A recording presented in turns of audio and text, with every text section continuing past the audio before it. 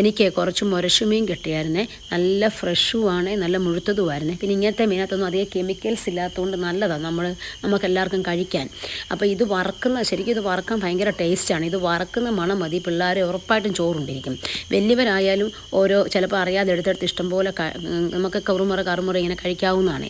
അപ്പം ഞാനിന്ന് നമ്മൾ എണ്ണയൊന്നും ഉപയോഗിക്കാതെ വളരെ വറക്കുന്ന അതേ ടേസ്റ്റ് തന്നെയാണ് ഞാനിന്ന് ഉണ്ടാക്കാൻ പോകുന്നത്. നമ്മളിതുപോലെ സാധാരണ മീനിൻ്റെ മസാലകൾ മാത്രം എടുത്താൽ മതി കേട്ടോ. നമ്മൾ ഒരു ചട്ടി എടുക്കുക, അതിനകത്ത് 2 വാഴയില എടുക്കുക, അതിനകത്ത് വെക്കുക. അതിനുശേഷം നമ്മുടെ മഞ്ഞൾ പൊടി, മുളക് പൊടി, കുരുമുളക് പൊടി, ഗരം മസാലപ്പൊടി, ഉപ്പ് ഇത്രയും ചേർത്ത് നമ്മൾ നന്നായിട്ട് പുരട്ടിയതിന് ശേഷം നമുക്ക് വേണ്ടത് ചെറിയ ഉള്ളി, വെളുത്തുള്ളി, ഇഞ്ചി ഇതിത്രയും നമ്മൾ ചതച്ച് വെക്കുക. അതിനുശേഷം കുറച്ച് കറിവേപ്പില ഇതിനകത്തിടുക. നമ്മൾ ചതച്ച് വാരിത് അവിടെ വെച്ചാൽ മതി, ഇപ്പോൾ ഇടരുത്. എന്നിട്ട് നമ്മൾ കുക്കർ എടുക്കുക. കുക്കറിനകത്ത് നമ്മൾ അടുക്കി പിടിക്കാതിരിക്കാൻ വേണ്ടി ഒരു 1/2 ടീസ്പൂൺ വെളിച്ചെണ്ണ മാത്രം ഒഴിച്ചാൽ മതി.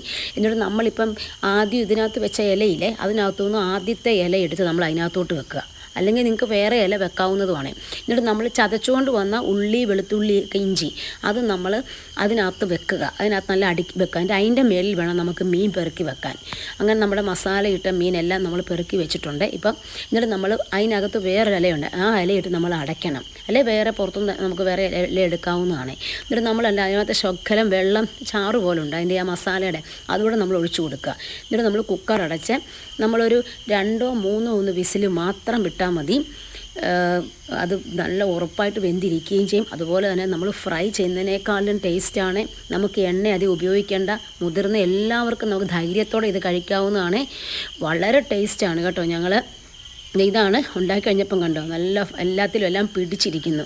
പിന്നെ ഇതെന്ന് പറഞ്ഞാൽ ഇത് ഒമേഗ 3 ഒക്കെ ഉള്ള മീനാണ്. അതുകൊണ്ട് ഇതൊക്കെ എല്ലാവരും മേടിച്ച് കഴിക്കണം. ഇങ്ങനെ ഉണ്ടാക്കി കഴിഞ്ഞാൽ നമുക്ക് ധൈര്യത്തോടെ എത്ര പീസ് വേണം നമുക്ക് കഴിക്കാവുന്നതാണ്. ചോറിൻ്റെ കൂടെയൊക്കെ നമുക്ക് ഒരു മടിയും കൂടാതെ നമുക്ക് പേടിക്കാതെ എണ്ണയില്ലാതെ നമുക്ക് ഈ രീതിയിൽ കഴിക്കാം. നിങ്ങളെല്ലാവരും ഉണ്ടാക്കണം.